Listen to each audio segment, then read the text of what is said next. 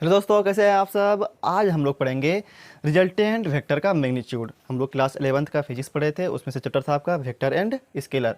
उसमें से हम लोग पढ़ चुके थे वेक्टर क्या होता है, स्केलर क्या होता है, दो वेक्टर के बीच का कोण कैसे निकालते हैं, या दो वेक्टर को जोड़ा कैसे जाता है, उन सबको हम लोग पढ़ चुके थे। अगर उन वीडियोज़ को आप नहीं देखे हैं तो यहाँ पर आई बटन आता होगा, वहाँ से आप उसको देख सकते हैं। ठीक। और आज हम लोग पढ़ेंगे रिजल्टेंट वेक्टर का मैग्नीट्यूड क्या होता है। अगर वीडियो आपको जैसे पसंद आए तो वीडियो को लाइक कर दीजिएगा, चैनल को सब्सक्राइब कर दीजिएगा।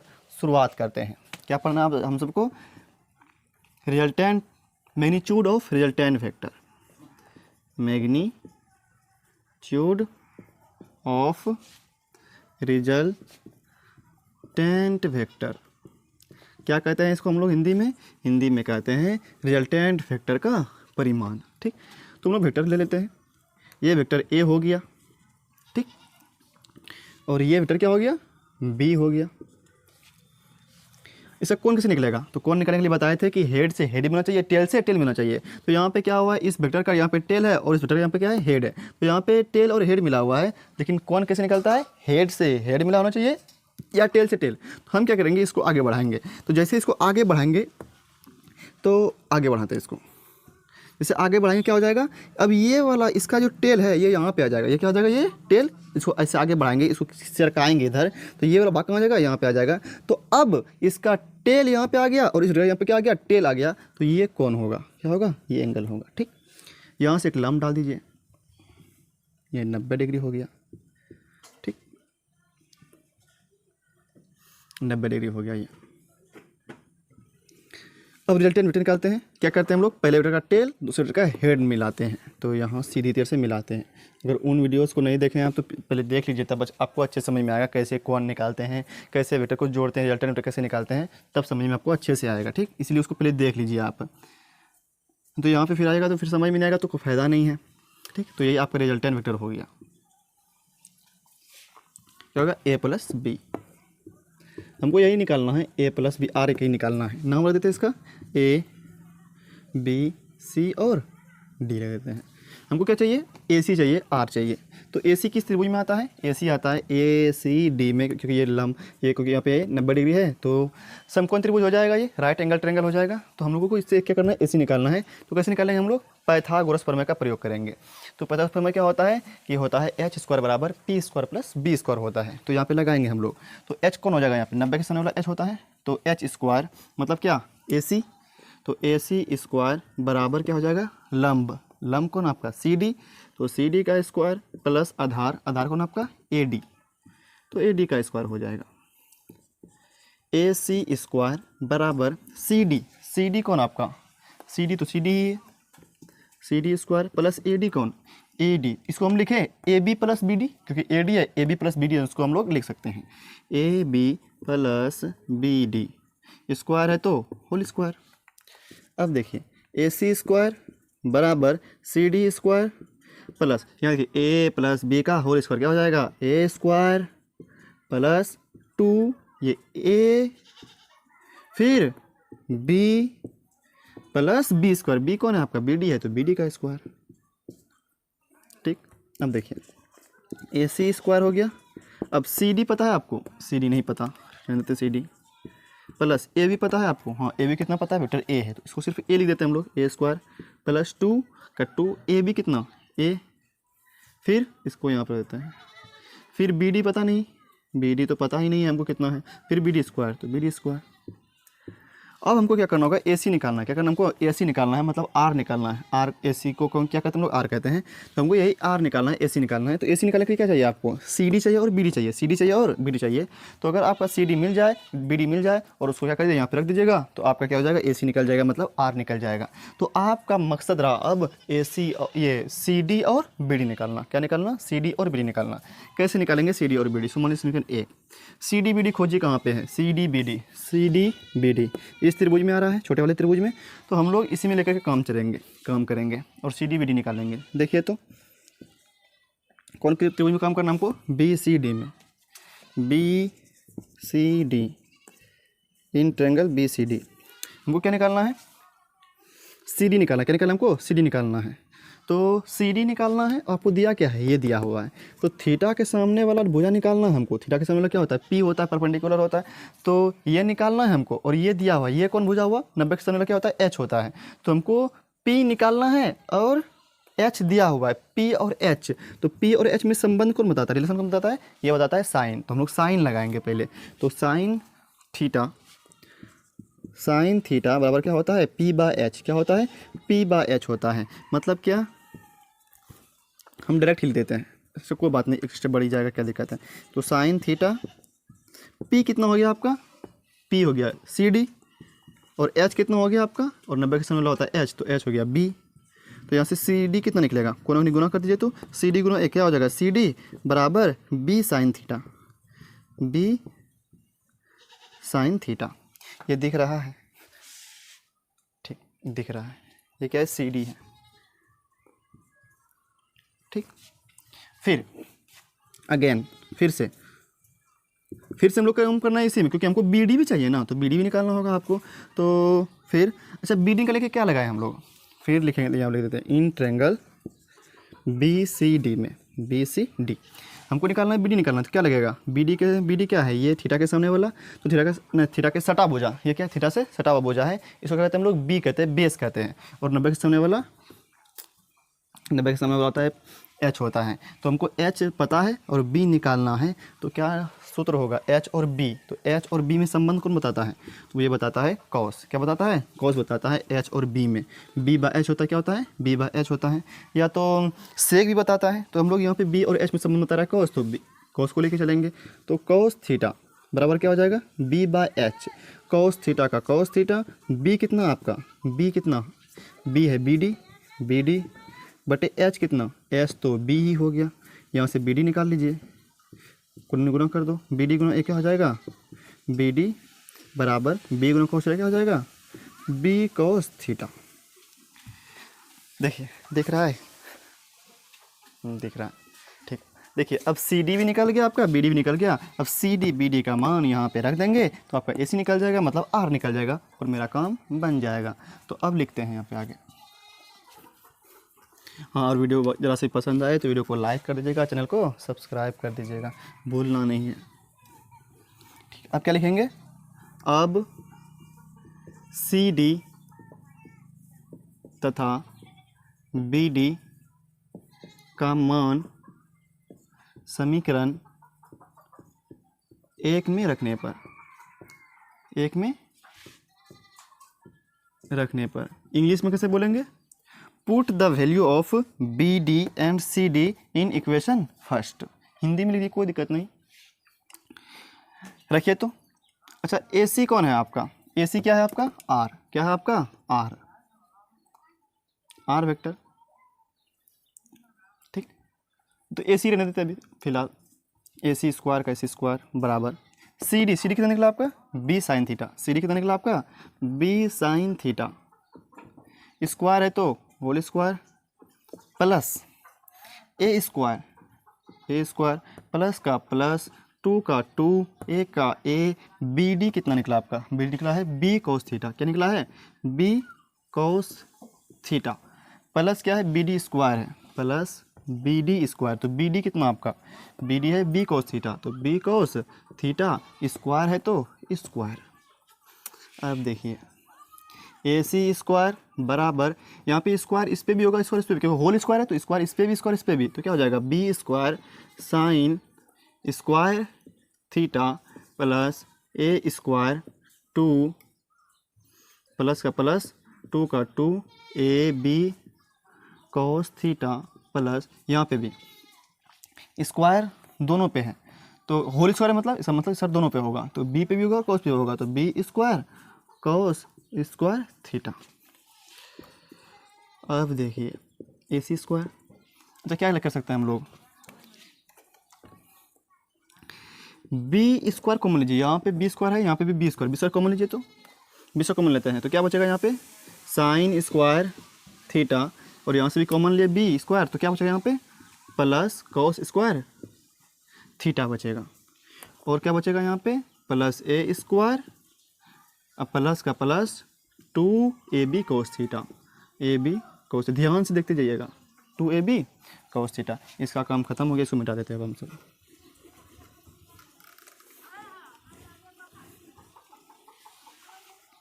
आप देखिए तो AC स्क्वायर बराबर B स्क्वायर, इसका वैल्यू कितना sign square theta plus cos का थीटा कितना होता है, 1 होता है। इस हम लोग 10 से पढ़ते आ रहे हैं, तो इसका वैल्यू 1 हो गया, तो गुना 1 plus A square plus 2AB cos theta.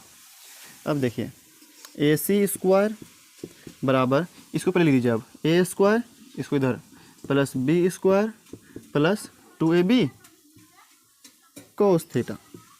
ठीक,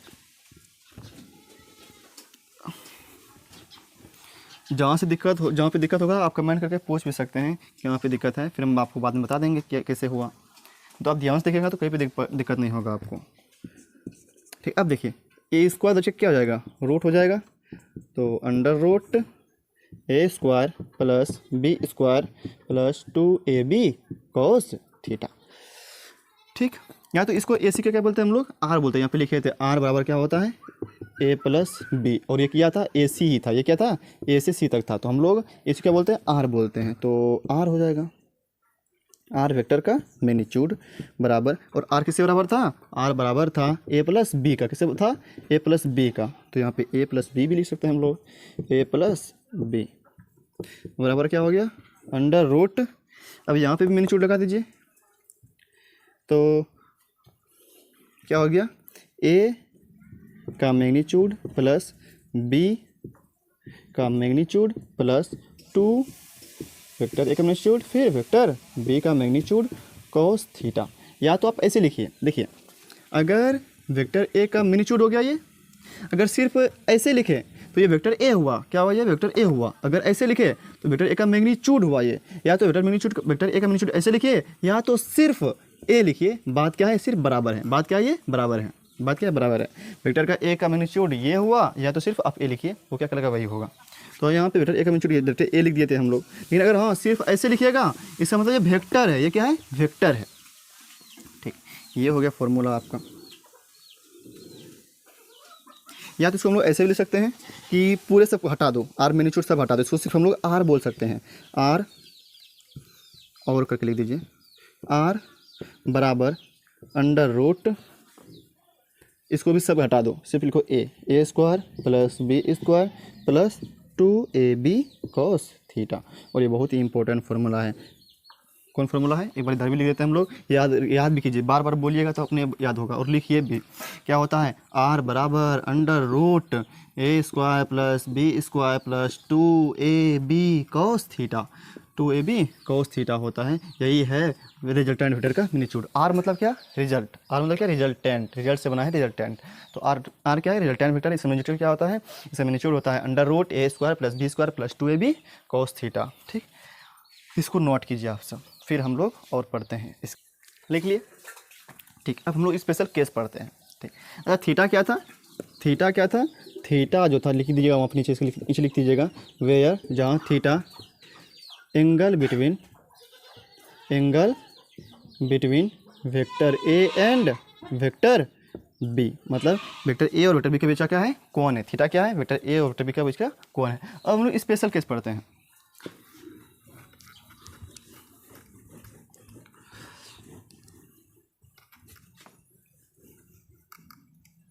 और हाँ फिर से बोल रहे हैं, अगर यहाँ तक आप पहुँच गए हैं, तो यहाँ तक आ गए हैं तो वीडियो को लाइक भी कर दीजिए और चैनल को सब्सक्राइब कर दीजिए, कि और भी आगे हम लोग पढ़ेंगे। अभी क्या है, अब स्पेशल केस।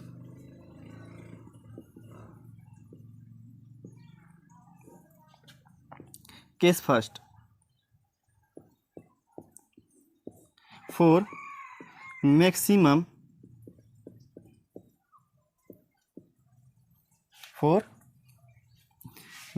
रिजल्टेंट, और मैक्सिमम रिजल्टेंट मतलब अधिकतम रिजल्टेंट के लिए, यहाँ पर लिख दीजिए हिंदी तो, अधिकतम रिजल्टेंट के लिए क्या सूत्र होता है, R बराबर under root A square plus B square plus 2ab cos theta. R बराबर क्या होता है under root A square plus B square plus 2ab cos theta. तो यहाँ देखिए ए क्या है कांस्टेंट है, निश्चित है, ये स्थिर है, बी भी है स्थिर है, ए बी भी कांस्टेंट है। तो यहाँ पे डिपेंड कौन करता है, थीटा डिपेंड करता है। किस पे डिपेंड करता है ये cos थीटा डिपेंड करता है कि अगर आर का मान बढ़ाना हो तो cos थीटा का भी मान क्या होना पड़ेगा, बढ़ाना पड़ेगा, तभी ये बढ़ेगा। अगर आपको कम करना हो, रिजल्टेंट वेक्टर कम करना हो, न्यूनतम लेना हो तो आपको cos थीटा का भी मान क्या करना होगा, न्यूनतम करना होगा। क्योंकि यहाँ पे cos थीटा पे डिपेंड कर रहा है, थीटा बढ़ेगा तो रिजल्टेंट भी बढ़ेगा, क्योंकि ये सब तो कांस्टेंट है, इस पर डिपेंड कर नहीं रहा है, ये तो स्थिर है ही। डिपेंड किस पे करता है, cos थीटा पे, क्योंकि थीटा का मान बढ़ाएंगे रिजल्टेंट भी क्या होगा, ज़्यादा आएगा, और अगर थीटा का मान कम करेंगे तो रिजल्टेंट भी क्या आएगा, मिनिमम आएगा, न्यूनतम आएगा। तो हम लोगों को क्या करना होगा, अगर आर मैक्सिमम चाहिए, आर क्या चाहिए, मैक्सिमम चाहिए, अधिकतम चाहिए, तो आपको थीटा का मान क्या करना होगा, अधिकतम करना होगा। तो यहाँ पे लिख देंगे चूँकि आर को मैक्सिमम होने के लिए, मैक्सिमम मतलब अधिकतम, मैक्सिमम होने के लिए cos थीटा का मान भी अधिकतम होना होगा, cos थीटा का मान भी अधिकतम होना होगा, और cos थीटा का अधिकतम मान कितना होता है, cos थीटा का अधिकतम मान होता है एक, कितना होता है, एक होता है। sin थीटा का अधिकतम मान कितना होता है, एक होता है। cos थीटा का भी अधिकतम मान एक होता है। तो लिख देते हैं cos थीटा का अधिकतम मान कितना, एक। कब होता है cos थीटा का अधिकतम मान एक, मतलब थीटा कितना होता है, जब थीटा 0 डिग्री हो। cos थीटा का अधिकतम मान एक होता है, और थीटा का मान एक होता कब है, cos थीटा का मान एक, जब थीटा कितना हो, 0 डिग्री हो। तो आप यहाँ पे 0 डिग्री रख दीजिए। तो r बराबर under root A square plus B square plus 2ab cos theta का मान कितना आपकी बार 0 डिग्री। r बराबर under root A square plus B square plus 2ab cos theta कितना, एक। एक तो गुना करेंगे कोई फर्क पड़ेगा नहीं, ठीक। अच्छा, अब आपको कुछ याद आया, A square plus 2ab plus B square, ये किसका फॉर्मूला होता है, तो ये फॉर्मूला होता है ए प्लस बी का होल स्क्वायर। क्या होता है, ए प्लस बी का होल स्क्वायर का क्या सूत्र होता है, A square plus 2ab plus B square. वही बात देखिए यहाँ पे दिखा आपको, A square plus 2ab plus B square. तो हम इसको लिख सकते हैं ए प्लस बी का होल स्क्वायर। तो हम लोग लिख देते हैं इसको, आर बराबर, इसको क्या लिख देंगे हम लोग, ए प्लस बी का whole square. Square root cut गया, क्या निकला आपका, आर बराबर ए प्लस बी। क्या निकला आपका, आर बराबर ए प्लस बी निकला। आपका क्या निकला, आपका ए प्लस बी, ठीक। अब देखिए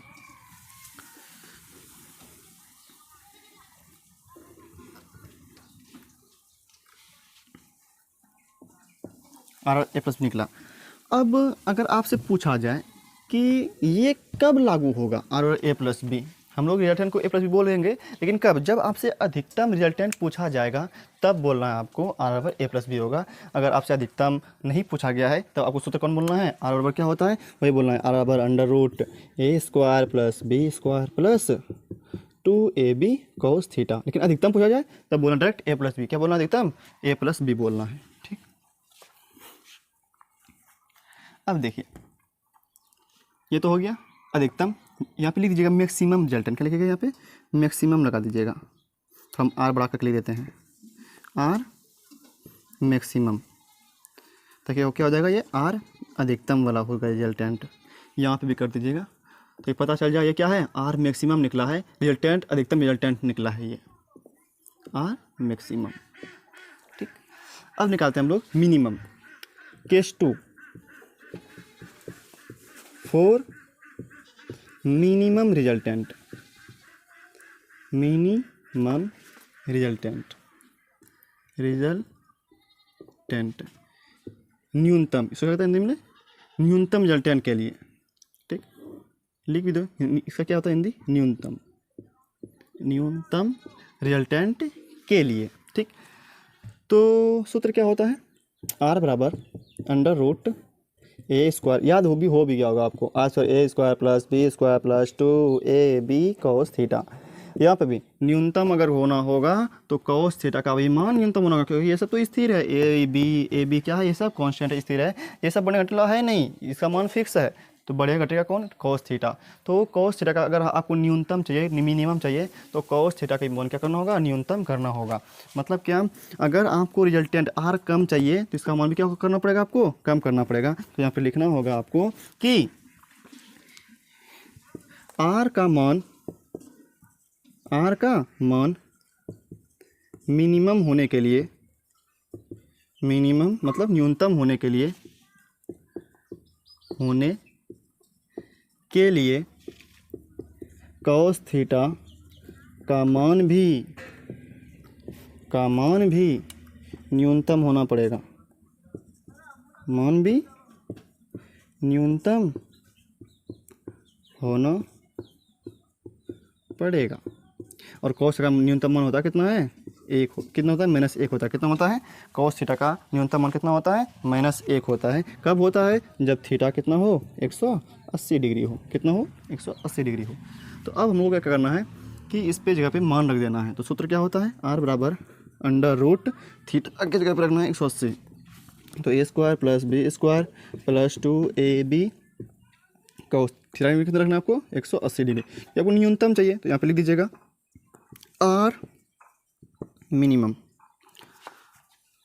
अब देखिए r मिनिमम बराबर √ a² + b² + 2ab। cos 180 का मान कितना होता है, -1, कितना होता है, -1। तो r मिनिमम बराबर √ a² + b² प्लस 2ab। ठीक, अब देखिए मतलब ये किसका सूत्र है, a² - 2ab + b², किसका सूत्र है, ये सूत्र होता है a - b का होल स्क्वायर। किसका होता है, a - b का होल स्क्वायर। क्या सूत्र लिखाए थे आपको, लिखा नहीं तो याद भी होगा आपको, a - b का होल स्क्वायर क्या होता है, a² - 2ab + b²। तो यहाँ पे भी a² - 2ab + b²। तो इसको हम क्या लिख सकते हैं, हम लोग a - b का होल स्क्वायर लिख सकते हैं। लिख दिए, स्क्वायर रूट क्या हो जाएगा, कैंसिल हो जाएगा। तो r मिनिमम बराबर कितना हो गया आपका, हो गया a - b। तो इसको हम लोग a - b नहीं बोलेंगे, हम लोग बोलेंगे इसको a डिफरेंस b। क्या बोलेंगे, a डिफरेंस b। मतलब क्या, जो बड़ा होगा उसमें घटा देना, आपको क्या करना, जो बड़ा होगा क्या करना, उसमें आपको घटा देना है। ठीक, तो यही हो गया आपका रिजल्टेंट। अधिकतम रिजल्टेंट पूछा जाए तब, मैक्सिमम रिजल्टेंट पूछा जाए तब a + b क्या हो जाएगा, a + b हो जाएगा। और अगर मिनिमम पूछा जाए तब a डिफरेंस b, मतलब जो बड़ा होगा उसमें आपको घटाना है। अगर अधिकतम न्यूनतम कुछ भी ना पूछा जाए तो आपको क्या करना है, आपको इस सूत्र की सहायता से निकालना है। ठीक, इसको आप लोग नोट कीजिए, तो लिख लिए इसको। हम लोग कुछ क्वेश्चन सोल्व करते हैं।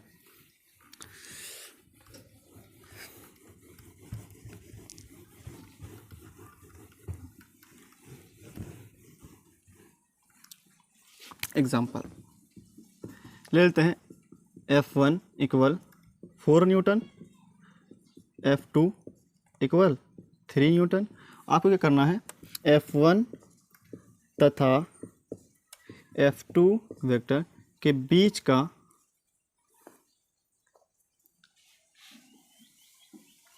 F1 तथा F2 का मैक्सिमम रिजल्टेंट निकालें, का मैक्सिमम रिजल्टेंट निकालें,